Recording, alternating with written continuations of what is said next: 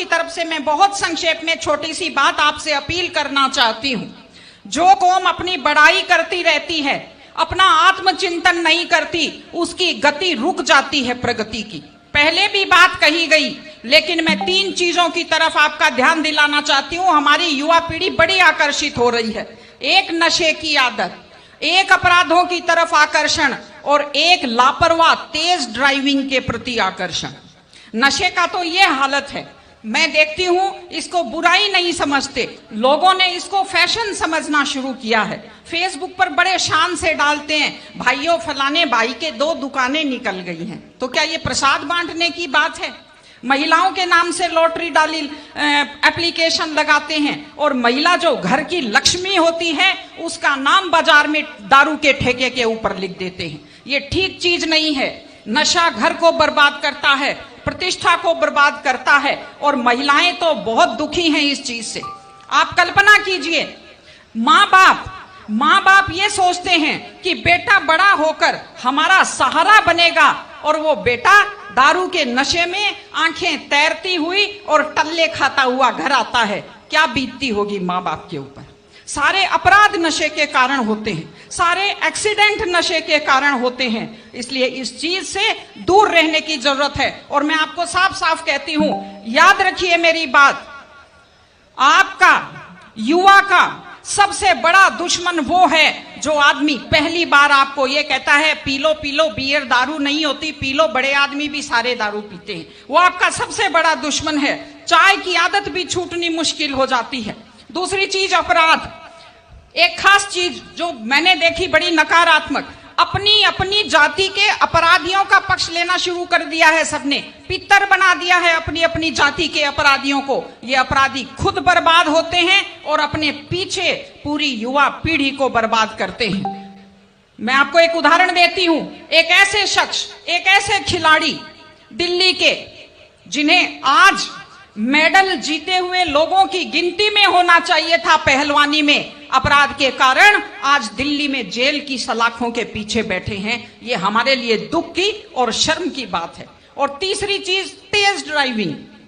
1 लाख युवक, बाकी बड़े उम्र के लोग अलग हैं, 1 लाख युवक जान गंवाते हैं हर साल लापरवाह ड्राइविंग के कारण। आप सोचिए, 25 साल लगते हैं एक बच्चे को पालकर बड़ा करने में और 25 सेकंड में लापरवाह ड्राइविंग के कारण वो लाश में बदल जाता है। क्या बीतती होगी उस मां के ऊपर जो अपने जाते हुए बेटे की पीठ देखती है और आते हुए बेटे का मुंह नहीं देख पाती। आप लोग क्या सोचते हैं? अगर आप अपनी पावर दिखाना चाहते हैं तो मिल्खा सिंह की तरह तेज दौड़िए, या कि आप नीरज चोपड़ा की तरह, देवेंद्र झाझड़िया की तरह आप तेज भाला फेंकिए मोटरसाइकिल का कान मरोड़ने में या तेज गति से कार भगाने में कोई बहादुरी नहीं होती। अगर आप सोचते हैं कि आप बड़े हैंडसम और डैशिंग दिखते हैं तेज गाड़ी भगाते हुए, आप डैशिंग हैंडसम नहीं दिखते, आप लापरवाह दिखते हैं, आप बेपरवाह दिखते हैं, आप बेवकूफ दिखते हैं।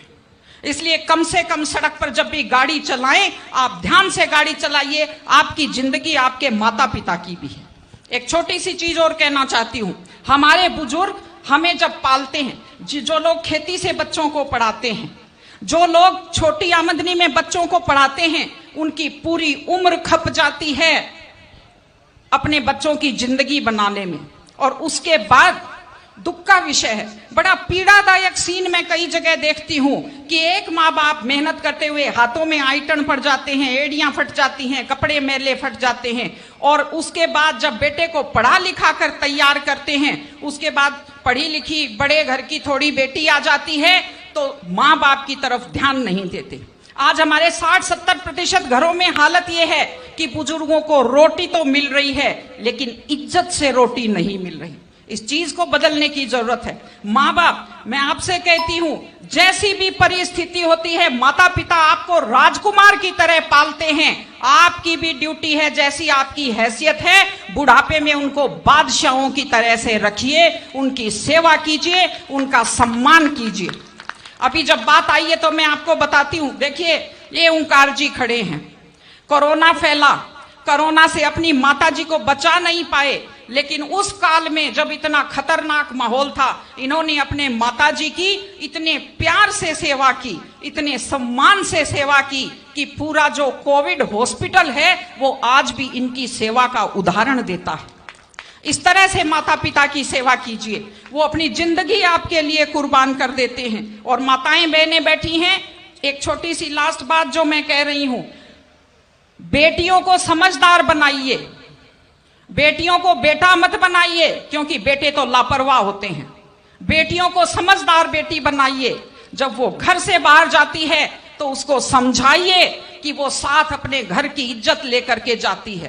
बेटियों को समझाइए कि कैसे लोग मीठी मीठी बातों का जाल लेकर शिकारियों की तरह से घूमते हैं। और अपनी बेटी को संस्कार दीजिए कि वो जिस घर में जाए अपने सास ससुर की सेवा करे। आजकल मैंने नया ट्रेंड देखा है, बेटियां माँ मम्मी की तो बहुत चिंता करती है, लेकिन सास की चिंता नहीं करती हैं। ये गलत चीज है। औरत घर की धुरी होती है। अगर वृद्ध लोगों की चिंता नहीं करेंगे तो हमारे वृद्ध लोगों को सुरक्षा कैसे मिलेगी, उन्हें सम्मान कैसे मिलेगा, इनकी जिंदगी खुश कैसे होगी। इसलिए कोई भी कौम तभी आगे बढ़ती है जब वो संस्कारवान हो, जब वो मेहनती हो, जब वो शिक्षा पर ध्यान दे। हमने ये सब किया है, मैं आपको बधाई देती हूं, लेकिन आगे इन सामाजिक चीजों